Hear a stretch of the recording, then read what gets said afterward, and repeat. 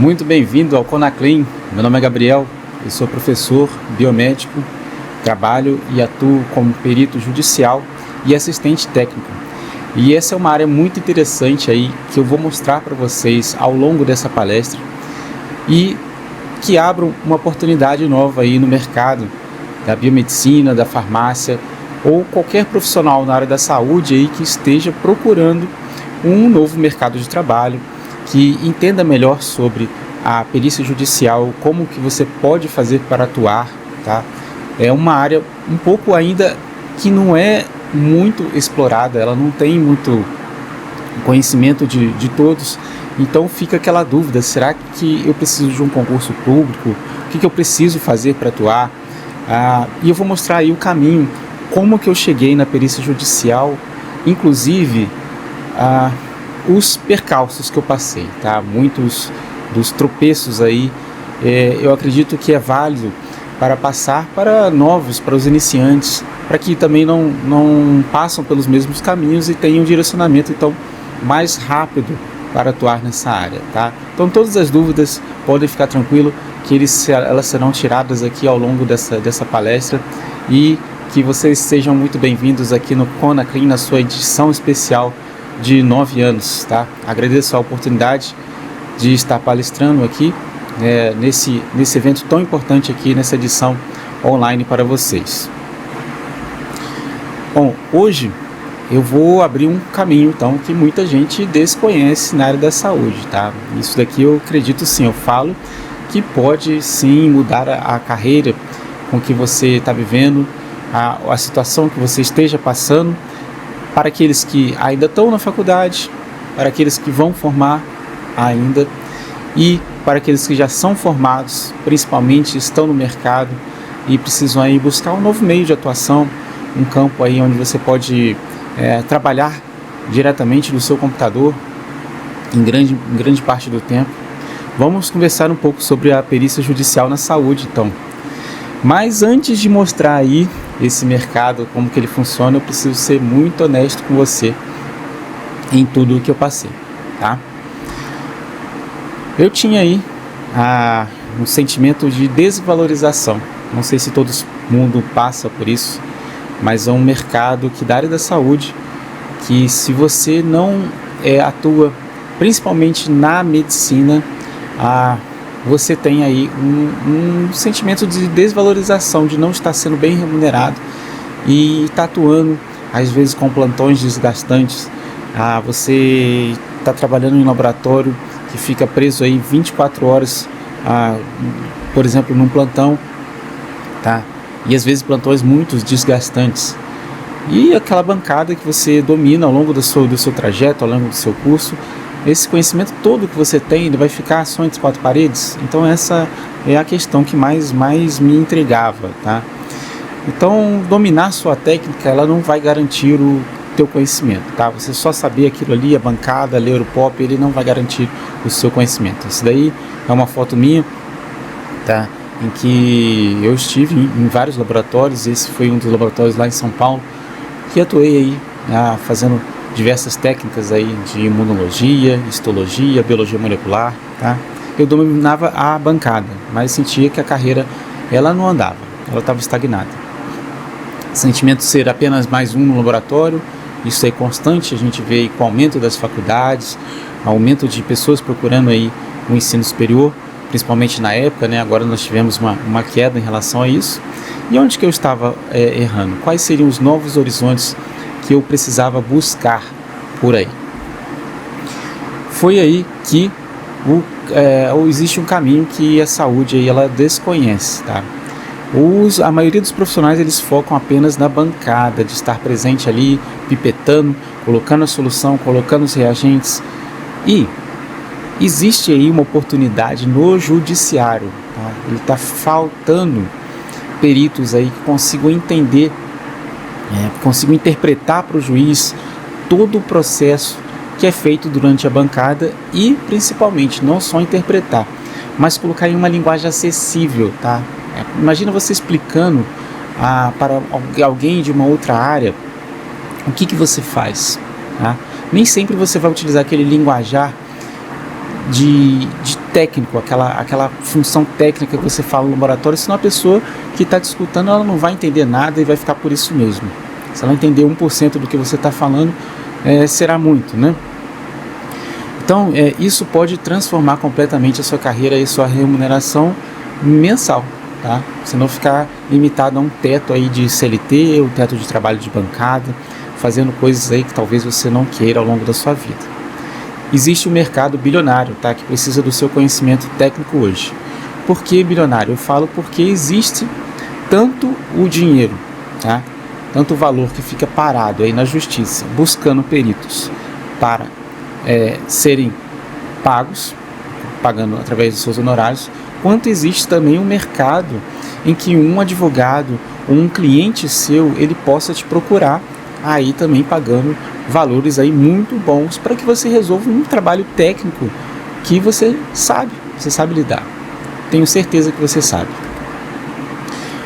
Para, Gabriel, mas é fácil, ele tem um currículo enorme, por isso que ele é perito. Tá, sim, eu terminei a faculdade, sim, eu procurei sempre me especializar, fazer o meu mestrado, meu doutorado, meu pós-doutorado, fui aumentando o meu leque de conhecimentos, mas nada impede, sim, que uma pessoa formada, que já tem toda a capacidade de um laboratório, ela possa, sim, vir a ser o perito judicial ou um assistente técnico, porque ela já possui o domínio aí do conhecimento teórico que ela teve durante a faculdade e também sobre estágios, sobre aí o processo que ela passou aí em algum tempo trabalhando em algum local, tá?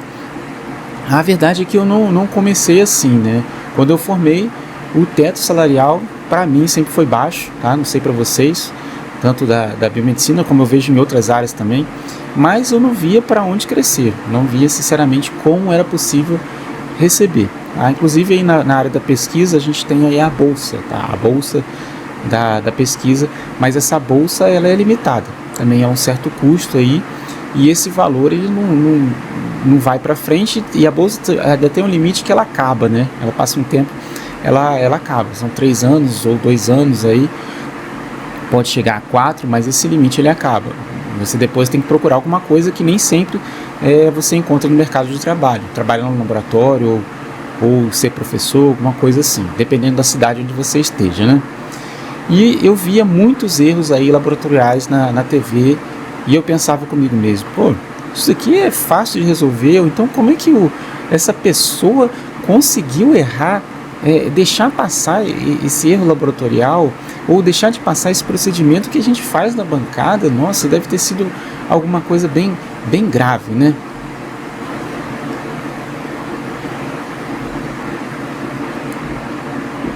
Foi aí que eu vi várias notícias, né? E a gente vê até hoje, se você observar no Instagram, nas redes sociais, laboratórios aí sendo indiciados através do tribunal.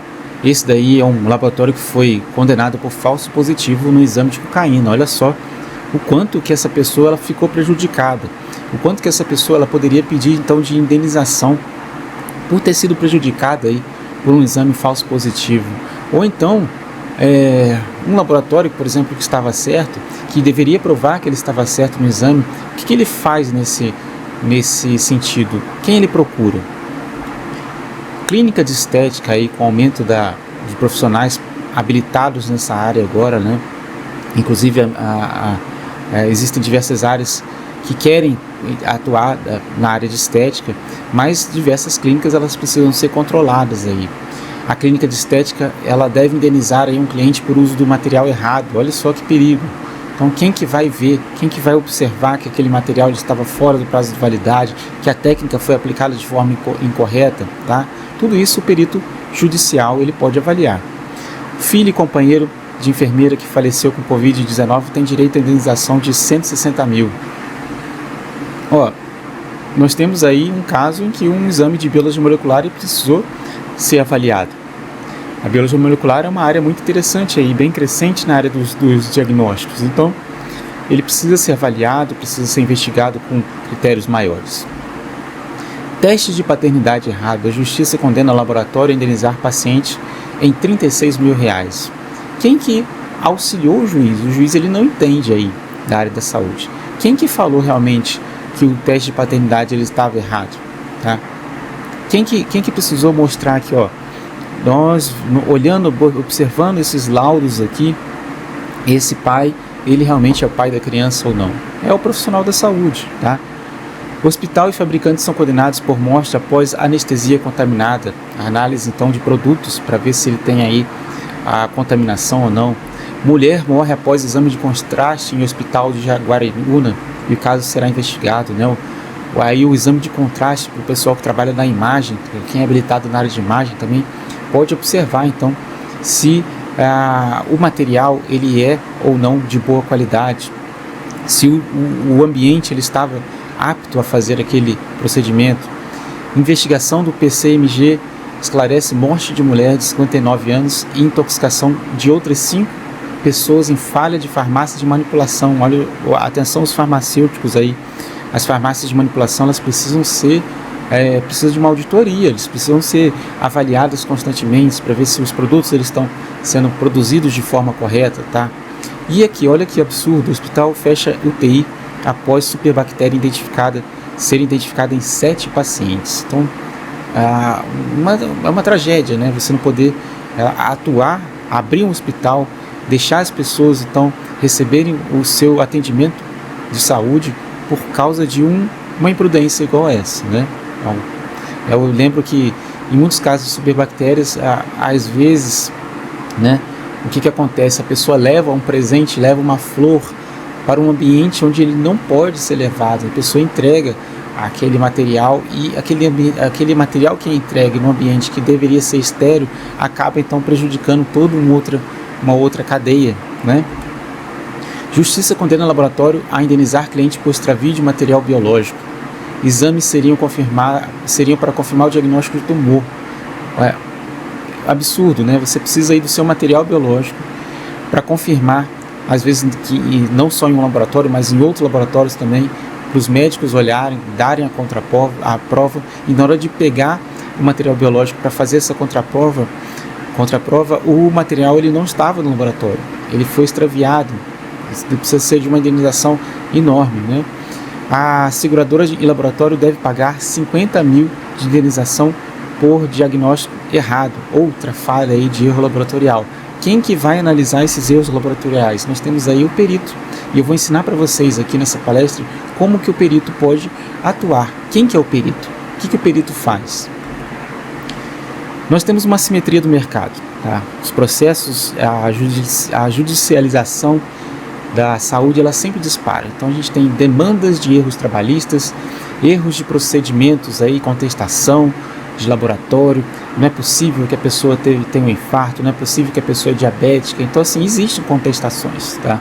O exame que era para ser rápido demorou muito. O que aconteceu? Tá? E olha o peso aí dos profissionais qualificados em relação aos processos crescentes. Existem poucos, então é um mercado aí que, se você entrar, é como se fosse a pessoa que vai abrir o mato, ela vai capinar a área para que ela cresça, para que ela seja explorada em um ambiente ainda que precisa ser avaliado. Então os profissionais qualificados, eles atuam em tribunais cadastrados, tá, como peritos, e os advogados, eles têm lutado constantemente para entender, assim, eu não sei sobre um exame de paternidade, por exemplo, o advogado, eu preciso entender para esse processo andar, senão o processo ele vai ficar parado. Aí que você entra, tá? Nesses diversos procedimentos que eu dei aqui, nesses processos que eu dei exemplo, e outros mais aí que vierem no seu entendimento, na sua expertise, ele pode ser sim resolvido para você, profissional da saúde. Você sabe responder ao juiz? Você saberia responder? Por exemplo, imagina que chega para você um processo judicial e o juiz ele pergunta: esse exame laboratorial está correto? Houve um erro técnico ou o resultado é condicional mesmo, o paciente deveria ter essa doença? Se você fosse chamado hoje para responder isso com o seu conhecimento atual, você saberia? Eu tenho certeza que sim, tá? Se você ficar com medo de responder, primeiro que você tem tempo para responder. Você recebe um processo, você tem tempo para avaliar, analisar aquele processo. Você tem colegas aí, profissionais da saúde, que podem te auxiliar. Então, como que você não consegue responder uma situação dessa, olhar um diagnóstico e ver se aquele exame laboratorial, com toda a sua faculdade, tá, com o seu estágio, com o seu trabalho aí que você iniciou, você não saberia responder? É lógico que sim, você saberia responder. O grande problema que trava os profissionais é o conhecimento técnico. Eles dominam aí a análise clínica, dominam a toxicologia, a genética, protocolos laboratoriais, o POP, ele lê ali o POP, faz o processo, faz o POP inteiro, mas quando vai responder uma questão dessa para o juiz, ele fica perdido, tá? Ele precisa aplicar esse conhecimento no contexto judicial. Se no POP, procedimento operacional padrão do laboratório, estava escrito pipetar 10 vezes, centrifugar a amostra, tá? Se você sabe que deve ser feito isso e não foi realizado isso em um processo judicial, você observa que isso não foi seguido, é lógico então que você sabe resolver um caso, tá? O problema não é a falta de conhecimento, é a falta de direcionamento. É exatamente isso que vamos resolver aqui agora, nessa palestra de hoje. Então, o que é a perícia judicial na saúde, tá? Nada mais é do que você aplicar aquele conhecimento técnico que você tem para a justiça, tá? Você é perito no momento em que você está atuando, tá? As pessoas falam, eu sou perito em qualquer momento. Não, mas a perícia, o perito de fato é aquele momento em que você está atuando para a justiça. Você vai traduzir para a ciência, você vai traduzir cientificamente para o juiz aquilo que ele não sabe, tá? Ele vai entender de direito, ele estudou, fez advocacia, tá? Mas ele não vai entender de exames, não entende de laudo, não entende de DNA, tá? Não sabe falar se é positivo, se é negativo, olhar um exame, um laudo em si e definir se aquilo é positivo ou não, tá? Por mais que seja óbvio aí para vocês, profissionais da saúde, observar um laudo, observar um histórico, ele não pode nem fazer isso pelo conselho dele, tá?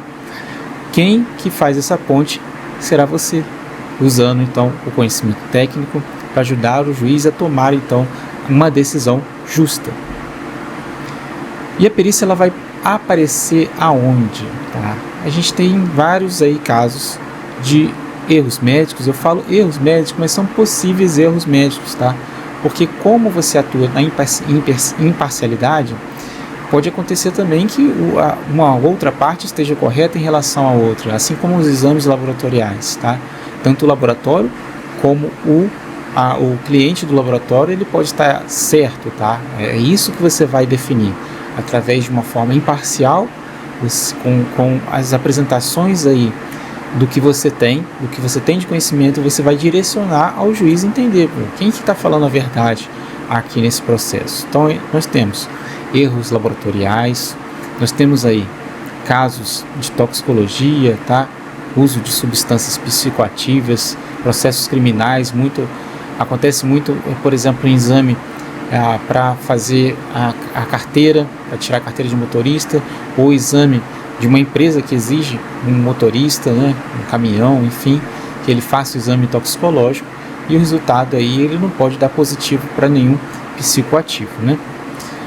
A genética também, testes de paternidade, o vínculo familiar, análise de material genético, né, se possível. Se não for possível, o próprio perito ele consegue atuar em casa, tá? Não precisa ir a campo para avaliar, apenas olhando então os laudos. E o nexo causal, acidente de trabalho, doenças ocupacionais, se está relacionado aquele acidente de trabalho, por exemplo, com um pérfuro cortante, com uma ação em que um tubo de sangue ou alguma coisa infectou o indivíduo, se ele adquiriu naquele momento, ele já tinha a doença, tá? Relação da atividade laboral. Se existe uma dúvida técnica dentro do processo, existe um espaço para perícia e sempre vai existir, tá? Todos eles, o conhecimento de um profissional da saúde, ele é decisivo. Eu falo profissional da saúde porque a gente lida com várias áreas, tá? E existem muitos aí peritos que são realmente de outra área, da engenharia, das ciências contábeis, de outras áreas aí que não é da área da saúde, mas aqui nós estamos dando ênfase nós estamos dando aí importância para profissionais da área da saúde. Quem pode ser perito então? Biomédico, farmacêutico, biólogo, médico, enfermeiro e todos os profissionais com conhecimento técnico, tá? Você não precisa ser o advogado ali, você precisa ser técnico.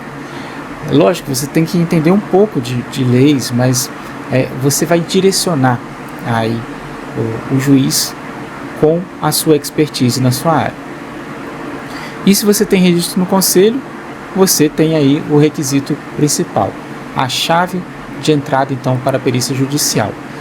Eu falo aí para quem está estudando essa área, se eu pudesse ter começado de novo, eu iniciaria até antes da faculdade. Por quê?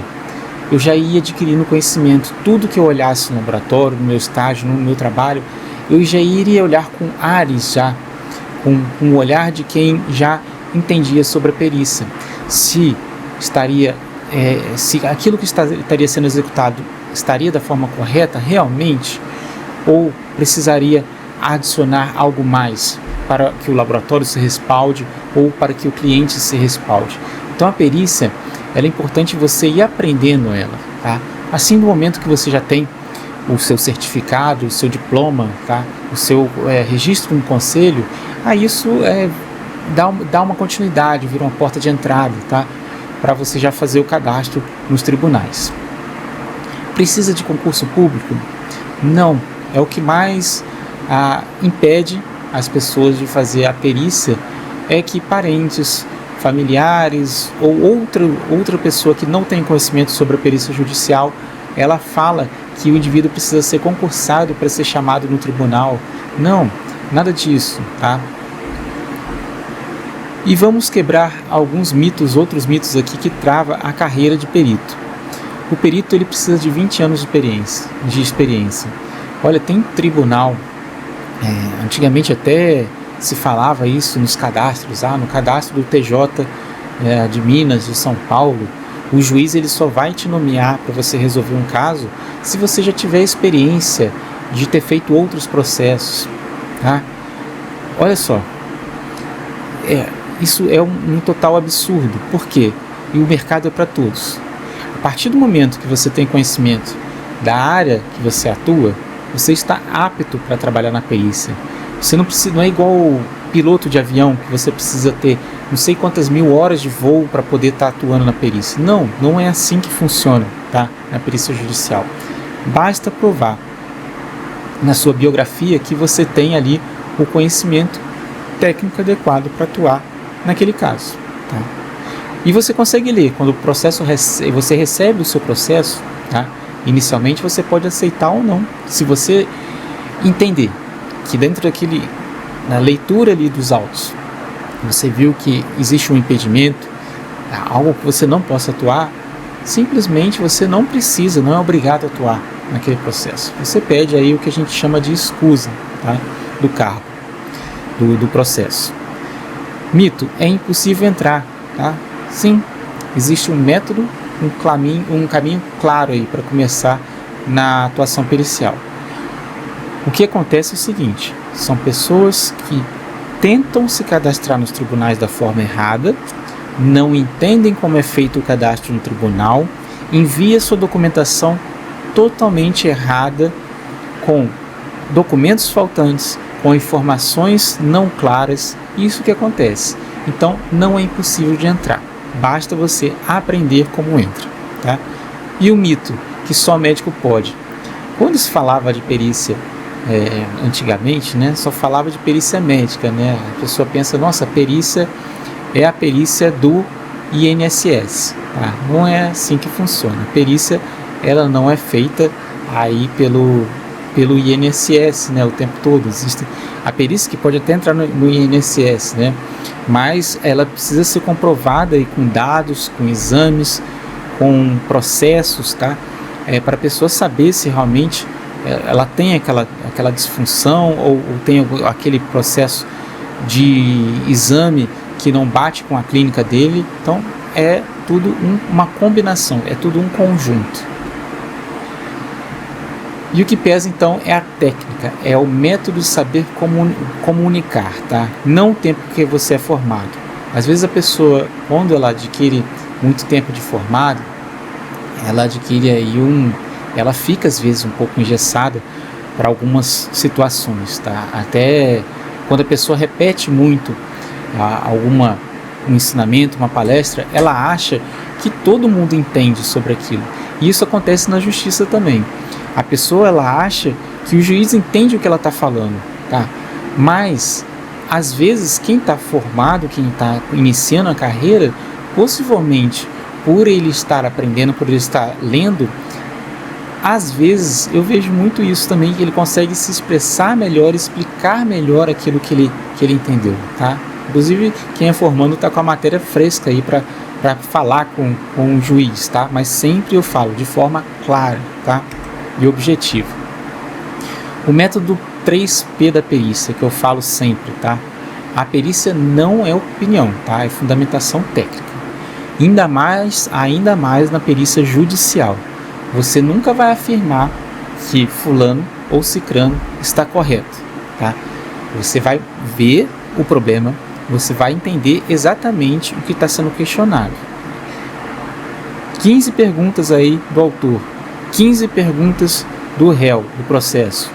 Essas 15 perguntas ou mais que seja, são as dúvidas que as duas áreas têm. Elas não entendem da área da saúde e elas vão questionar, elas vão precisar de um expert, que é você, perito judicial, tá? Você vai analisar então as provas, o segundo P, né? Os laudos, os prontuários, se existem protocolos anexados naquele processo, tá? Para quem nunca pegou um processo judicial, processo na justiça, você coloca os anexos, assim como você envia um e-mail, existem os anexos ali escaneados de laudos, de exames, não só as perguntas vagas, assim, existem as provas que eles colocam lá, áudio, tá? Tudo, vídeo, o que for é anexado no processo, tá? Conversas de WhatsApp, conversas de e-mail, tudo aquilo faz parte aí do envolvimento da prova. E você vai observar a prova do autor e o réu, tudo que tem ali, né? E o parecer, que é a conclusão clara, objetiva e juridicamente compreensível que você dá respondendo o juiz. Baseado então no entendimento do que aconteceu naquele processo, do que foi anexado, você passa uma clareza de resposta para o juiz perceber se, então essa pessoa está correta e não aquela outra pessoa está correta. Então ele vai dar o aval. Essa pessoa vai precisar então de danos morais porque ela foi prejudicada ou não. Ou falar, o laboratório não vai precisar pagar esse montante grande aí para a pessoa, ela nem precisa pagar porque a imprudência foi da pessoa realmente. Então é isso que você investiga na perícia judicial, sem a sua opinião, nunca o eu acho, tá? Esse é o segredo de um laudo inquestionável. As 4 etapas da jornada pericial. O processo, quando ele é bem estruturado, ele garante a segurança técnica jurídica. Então, primeira coisa, o que acontece? Quando você tem o seu cadastro nos tribunais, o juiz ele vai te nomear. Ele vai te nomear como? Ele vai te mandar um e-mail. Tá? Existem nomeações agora pelo WhatsApp, mas você precisa estar na lista das pessoas que estão cadastradas nos tribunais. Ou então, numa listagem particular que outros advogados, outros clientes consigam vir até você.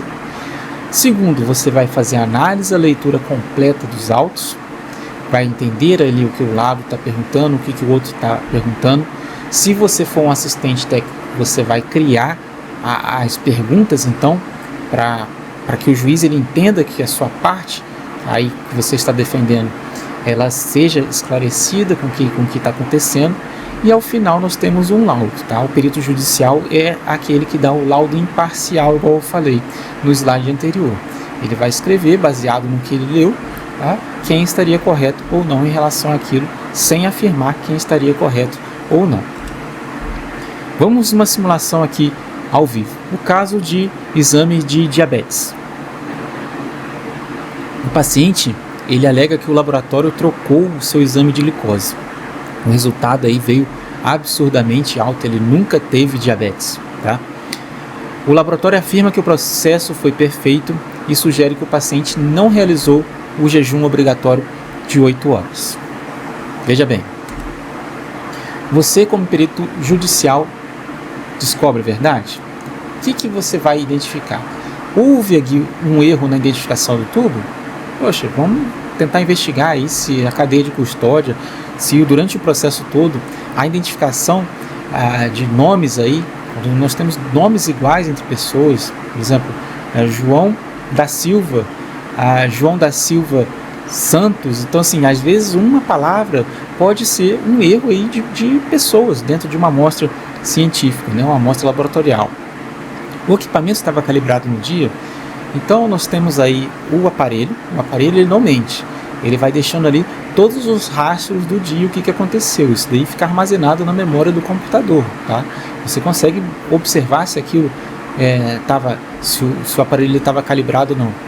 E o paciente, ele foi orientado corretamente, tá? Ele precisava fazer o jejum, foi informado por telefone, ele assinou o termo ali que ele precisava ter feito o jejum ou não? Então, a resolução do caso, você faz a investigação pericial, você analisa ali o registro de coleta, faz as conferências das orientações do jejum do paciente, verifica o mapa de trabalho inteiro que aconteceu, aquilo que está dentro dos autos, tá? Está a calibração do equipamento, vê a auditoria, os procedimentos operacionais padrões, se o laboratório seguiu aí as recomendações de utilização do kit de forma correta, qual kit que ele utilizou, estava na validade, tá? Para aí você dar o veredito técnico, tá? Se o laboratório comprovou o cumprimento rigoroso de todos os protocolos, o erro é atribuído à falha do paciente. Então aí, omissão do jejum, cabe ao entendimento que o paciente, então não neste caso aqui específico, tá? Não vai precisar de danos morais, tá? A justiça foi feita com base nos dados, não em suposição. Nem sempre é assim, tá? Existem casos em que realmente o laboratório estava enganado e nós vemos aí que a pesquisa, a perícia judicial é como se você fosse um detetive, você vai avaliar mesmo quem que está falando a verdade. Alguém está omitindo alguma informação? Então é isso daí que você vai investigar, baseado no que tem ali nos autos. O que é o assistente técnico? Então, nós temos aí o perito judicial.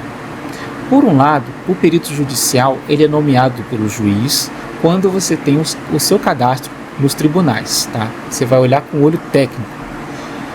Por outro lado, nós temos o assistente técnico, quando o autor ou réu ele vai falar assim: nossa, eu confio muito no Gabriel, eu confio muito que ele sabe sobre biologia molecular, eu confio muito que ele sabe sobre exames. Então essa pessoa ela vai chegar até você e falar assim: Gabriel, vem cá, eu estou com um processo aqui milionário, e esse processo, ele não vai falar talvez o valor do processo, mas você vai entender, e durante esse processo eu quero que você aplique aí o seu conhecimento para falar que realmente eu estava correto.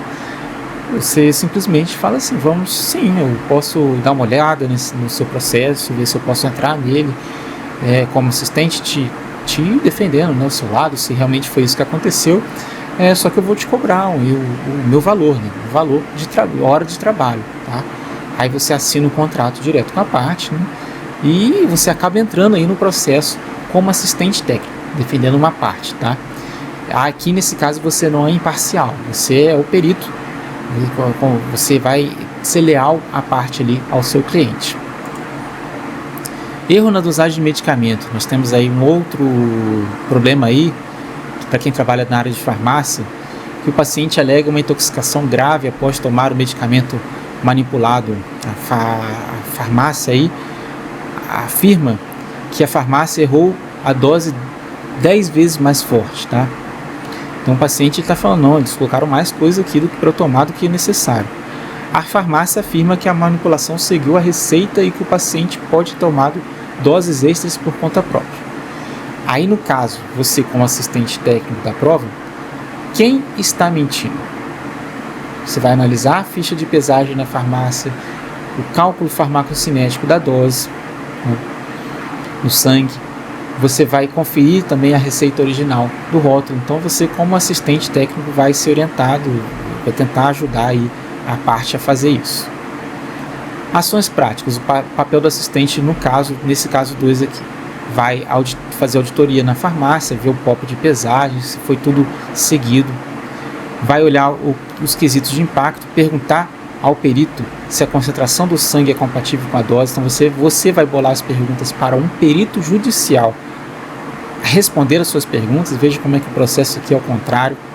Você vai verificar se o paciente tinha outras condições que simulassem uma intoxicação. Tá? Então, como resultado, você vai provar se o erro foi de manipulação ou uso indevido do paciente. Você vai dar ao advogado a prova inquestionável para vencer a causa. E a justiça científica, você vai garantir que a decisão do juiz ele seja baseado nos fatos, não nas alegações aí que a outra parte vai te induzindo a falar. Marcador de coração, caso 3. O paciente ele chega no hospital com dor no peito, tá? A troponina dá normal. Ele é liberado de infarto 4 horas depois, ele é liberado e morre de infarto 4 horas depois, tá? A família, ela processa o laboratório e o hospital alegando falso negativo que causou a morte, e você, como perito, tá? Prova se o laboratório, será que ele errou? Será que não? Aí você vai analisar o quê? Uma janela de detecção. Existem janelas de detecção para dosagem aí de analitos, né, do sangue, tá? De enzimas, de proteínas no sangue, tudo existe uma janela, o corpo não vai soltando aquilo de forma rápida, também não vai eliminando aquilo de forma rápida. Existe aí um histórico do paciente, um limiar, tá? Também para ele ter, e um aumento ou não significativo de enzimas, no caso aí a troponina. Você vai conferir a sensibilidade do kit utilizado, tá? Tudo isso já estaria protocolado nos autos, e vai verificar o controle de qualidade do dia. A visão do perito judicial, você vai analisar então a fase pré-analítica, analítica e pós-analítica. Houve demora na coleta, o equipamento estava com manutenção, e a pós-analítica, o resultado ele foi liberado dentro do prazo de urgência? Então vamos dar uma olhada nisso aí. Conclusão de imparcialidade. Análise do erro, se o laboratório seguiu com todos os POPs, o perito concluiu que não houve erro técnico. Nexo causal, o perito avalia se o resultado do exame foi fator determinante aí para o óbito ou não. E o auxílio do juiz, ele entrega o laudo que diz: o laboratório errou ou o laboratório agiu corretamente, tá? Fazendo o POP em relação, utilizando aí o procedimento laboratorial adequado ou não para o caso, tá? Uma coisa que eu não falei aqui é o seguinte: o perito ele pode fazer a diligência técnica, tá? Dentro do seu processo, você trabalha no computador em grande parte do tempo respondendo aí essas perguntas que são enviadas para você dentro de um processo judicial. Mas em alguns casos existe a diligência técnica, em que o perito judicial ele coloca aí, será preciso ir até o local para verificar se as amostras elas estavam adequadamente condicionadas, se o kit que foi utilizado ele foi o correto, tá? Existe o equipamento aí com toda a função correta. Então, assim, existe também a parte aí da diligência, que é a visita até o local. Por que as partes contratam um assistente, tá? O risco do advogado. O advogado ele não sabe leis, ele não sabe fazer perguntas, ele precisa de um profissional realmente da área, tá? E a sua solução é dar a segurança técnica, justamente essa estratégia, para você entregar um documento sólido para que ele seja levado para a justiça. Daí por isso que ele contrata um assistente técnico, que não é perito judicial. Agora você já sabe a diferença. Ganhos de perito e assistente, tá? Acho que aí é um interesse muito de vocês aqui da palestra. O perito judicial, o pagamento ele vem via tribunal, tá? Vem via justiça. Geralmente os honorários, tá? Que é o seu pagamento, ele fica, a pessoa, a parte lá, ela coloca, deposita na justiça, e aquele montante ele fica travado lá até que a lide seja resolvida, até que o processo seja resolvido. Quando o juiz entende, aquele processo tá ali. Ou então quando termina o seu trabalho, tá? Você fez, eu quero receber após responder os quesitos, responder as perguntas das partes, eu quero receber aí os meus honorários. O seu trabalho foi realizado, acabou ali, você recebe os seus honorários via pagamentos de tribunal, tá? Então, você pode receber na entrega do laudo ou ao final do processo, tá? E a origem, você é nomeado diretamente pelo juiz. Sempre utilize aí a sua conta do Gmail, do Hotmail, da caixa de mensagens que for, para que ela não caia no spam. Senão eu vejo muito peritos recebendo nomeações importantíssimas e essas nomeações caindo aí para a caixa de spam. Ele perde o prazo e a nomeação vai para outro perito, tá? E o assistente técnico, o pagamento ele cai para o direto do cliente ou do advogado que ele recebe antecipado para começar a resolver conforme o contrato particular. Se você quiser, por exemplo, foi contratada para a parte, quer receber 50%, no final você recebe 50%, tudo isso é acordado com o seu cliente, tá? A contratação é livre pelo mercado. E pode ser nomeado aí nos dois casos, você pode receber aí seu aceite, essa entrada no processo através da caixa de e-mail ou também por mensagens, telefones, tá? Pelo WhatsApp. E o reconhecimento. Como que é feito o seu reconhecimento? Eu sou cadastrado nos tribunais, eu não recebo nomeações, eu não tenho clientes. A pessoa fica sempre colocando empecilhos e pedras no caminho. Mas aí eu pergunto para vocês fazem o marketing pessoal de vocês? Vocês têm o reconhecimento aí de ter um site? Você tem o seu cadastro no LinkedIn? Você tem o seu cadastro em redes sociais que falam sobre a perícia? Você se posiciona como autoridade em relação a isso tudo? Se não, tá? Você vai sim receber as nomeações de qualquer forma por ter o cadastro nos tribunais, se você não quiser fazer isso tudo. Mas quando você se posiciona, a chance de clientes chegarem até você é muito maior ali. Eu coloquei, esse é um exemplo do meu site, tá? Coloco tudo que eu fiz, onde eu trabalhei no Brasil, na Alemanha, no Canadá, em outros países, em vários laboratórios de várias áreas, tem várias expertises, tem ali o agendar consulta, tem o botão do WhatsApp. Então isso tudo vai te facilitando o contato entre as pessoas, tá? Inclusive teve tribunal que já me contactou através do WhatsApp, tá? E no início você acha que até um golpe, não, mas eles estão facilitando agora. A justiça ela te contacta através do WhatsApp, vê se você quer aceitar aquele processo ou não, tá? Em vez de ficar naquela demora, naquele processo moroso, né? De eu recebi um processo, agora eu quero falar que eu não aceito. Não, eles já te ligam, já te mandam mensagem e falam assim: você quer esse processo? Você dá uma olhada rápida, se você não quiser, você nem entra no processo. Quanto ganha o perito judicial? Aí que vem aí a dúvida de todo mundo. Nossa, quanto que eu vou ganhar para trabalhar, fazer isso tudo em casa? É bem remunerado sim, tá? É muito bem remunerado. Você começa aí tendo poucas nomeações, depois isso vai aumentando, até poder virar a sua atividade principal, tá? Você vai criando um gosto, tá? Você vai vendo se aquilo ali é um campo que você domina. Eu falo assim, a partir da primeira nomeação, aquilo cria gosto, tá? Vai criando vontade. Até a primeira você fica receoso para desenvolver a primeira, responder as perguntas. Nossa, eu tenho que responder de forma imparcial, alguma coisa assim, tá? Com muito medo, muito receio. Normal ter receio em tudo da primeira vez, mas depois que você desenvolve, deslancha, tá? Honorários por laudo pode chegar a isso sim, 1.000 a 5.000. Tem sim laudos que eu já peguei daí para mais, tá? Já vou afirmando que isso existe. Eu sou prova viva falando aqui para vocês que isso é sim possível pela justiça, tá? Dependendo da complexidade do caso, e você coloca ali os seus honorários. Eu ensino para vocês como que você deve se comportar quando receber aí. Tem uns que você coloca, que você quer receber, e você destitui, você sai do cargo, tá?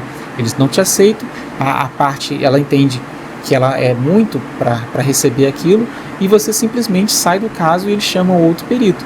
Mas se você colocar ali a sua competência na frente de tudo, eu garanto para vocês que o seu processo vai aí para frente, inclusive quando você já agiu com processos parecidos dentro daquela área, tá? Então esse é o valor aí de 1.000 a 5.000 para mais, não na justiça gratuita, às vezes um pouco menos, mas esse valor aí é bem razoável aí, que eu posso falar para vocês que um perito judicial recebe, tá, como honorários.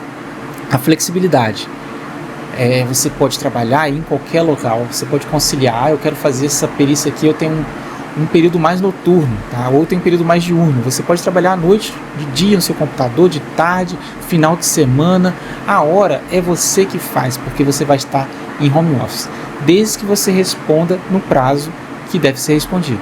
Às vezes você tem 30 dias para responder os dados de um processo, você não vai ficar jogando para a última hora, né? Responda dentro daquele prazo ali que foi estipulado, ou menos um pouco, para você garantir que você respondeu de forma adequada. E você tem um baixo custo, né? Com um computador em casa, você consegue com Word, com um documento de Word, um PDF instalado, aí um Adobe Acrobat, você consegue aí ser um perito judicial de excelência, tá? Recorrência e parcerias, tá? As parcerias, como criar uma carteira de clientes fixos, que te chamam sempre, é justamente a confiança, você ter o contato aí com escritórios, indicações, a empresa de saúde, seguradora. Quando você faz um trabalho bom, aquele trabalho é visto, ele tem uma recorrência, outras pessoas começam a conversar em uma roda de amizade, você faz o seu network e isso tudo vai aumentando, tá? Vira aí ganhos inestimáveis, ganhos aí, valores muito bons para uma área que antes você ficava só no laboratório, que você estaria só dentro de um local fechado, tá? E isso aqui, eu não falo que é só também o ganho, tá? O ganho financeiro, mas é de uma extrema alegria quando você consegue resolver um caso, tá? É um ganho pessoal também que eu falo. É uma alegria extrema quando você consegue desenvolver um processo e ver, nossa, era isso que eu precisava justificar, era isso que a justiça precisava entender, tá? Isso é muito bom, é muito gratificante também resolver casos, ajudar, né, na resolução de casos.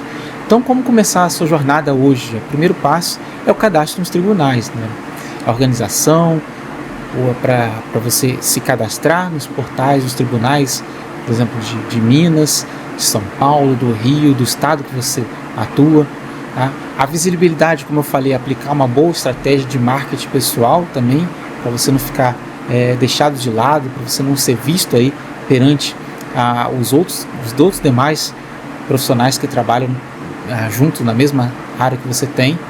E aí você vem logo o aceite. O aceite, quando vem, ele brilha os olhos, tá?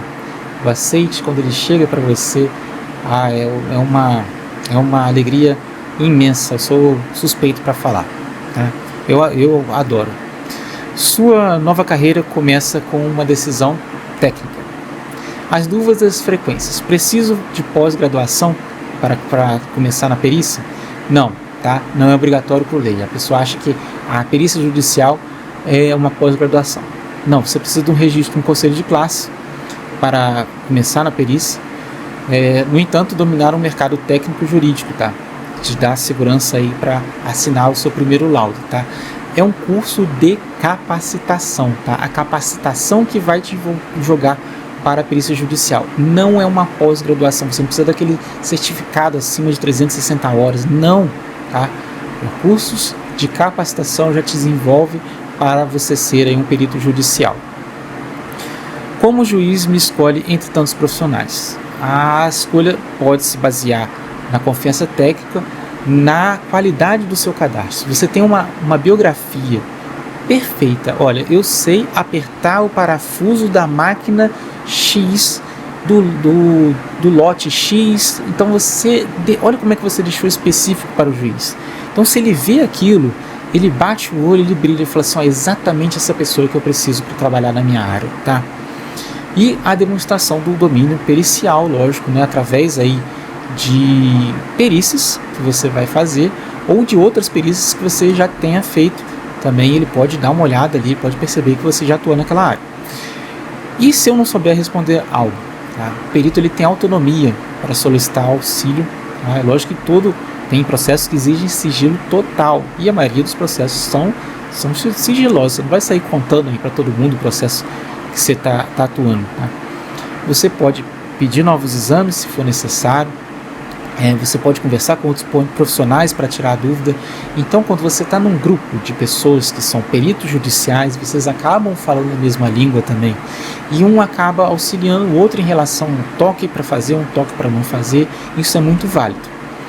Quanto tempo para o laudo? Tá? Outra dúvida. Geralmente o juiz ele concede de 20 a 30 dias úteis, mas que você também pode estipular esse prazo. Tá? Se for algo complexo, que demanda mais tempo, você vai explicar no laudo que aquilo demanda mais tempo. Mas geralmente é isso aí. Onde eu encontro modelos de laudo? Cursos, treinamentos, redes com outros peritos que fornecem modelos aí. Se você não tiver um modelo pronto, não saber como escrever para a justiça, como que eu posso desenvolver aí, existe um modelo, tá, que é o arcabouço de uma escrita, de um documento, que você vai colocando e alimentando com as suas informações perante aquele processo, para você entender como é que é aquele escopo, tá? E se eu errar no laudo? O perito ele responde aí tecnicamente. Posso ser perito concursado? Sim, existem peritos oficiais que são concursados, mas a perícia geralmente são autônomos que trabalham, tá? Você trabalha com autonomia. O perito judicial geralmente, em grandes partes e na maioria, tem que ser pessoa física, e o assistente técnico pode ser aí pessoa jurídica. Você pode abrir um MEI, uma pessoa jurídica, para atuar como o perito, o assistente técnico. A diferença da perícia judicial e criminal. Muitas pessoas confundem. Perícia judicial é uma coisa e perícia criminal é outra coisa, tá? A perícia judicial, como eu falei, são esses processos que você é nomeado pelo juiz, por exemplo, vai analisar o erro laboratorial. E a perícia criminal, você vai atuar com crime, tá? Aí sim precisa ser concursado, você vai a campo, é ligado à polícia, a homicídio, drogas, balística, tá? O trajeto aí da arma de fogo, isso tudo é a área da perícia criminal. Não tem nada a ver com a perícia judicial, que não precisa de concurso público, tá? Sua carreira além da bancada. As vantagens da carreira, saia da invisibilidade, ficar só no laboratório. Você torna-se uma autoridade técnica e respeitada pela justiça, tá? Eu tenho um treinamento aí agora seguro e completo para você entrar nessa jornada. Se você quiser, eu te convido agora a entrar para a área de perícia judicial. O tribunal ele está esperando pelo seu conhecimento. Você está pronto? Existem poucos profissionais atuando nessa área ainda, hein? Para uma demanda incrível e gigante. Os próximos passos. Se você quiser entrar nessa jornada, eu te convido aqui a ler esse QR Code e entrar diretamente no site, dar uma olhada nos módulos lá, ver se te interessa e faça o cadastro ainda hoje para a perícia judicial na área da saúde, onde é o foco aí de muitas pessoas e onde existe uma defasagem grande de profissionais, tá? Esse é o meu @perito.professorgabriel, se você quiser entrar em contato direto comigo no Instagram, tá? Se quiser aí também entrar no meu site diretamente, esse é o link do meu site, tá? perito.professorgabriel/treinamento. E obrigado aí por fazer parte da revolução da perícia judicial. Espero que vocês tenham gostado, assim como eu gostei de ser convidado pelo Conaclin na sua edição de 9 anos, tá? E agradeço imensamente essa organização impecável e a Letícia por estar aí à frente com grandes profissionais aí para demonstrar aí o que a análises clínicas pode proporcionar para todos. Meu muito obrigado para vocês, tá?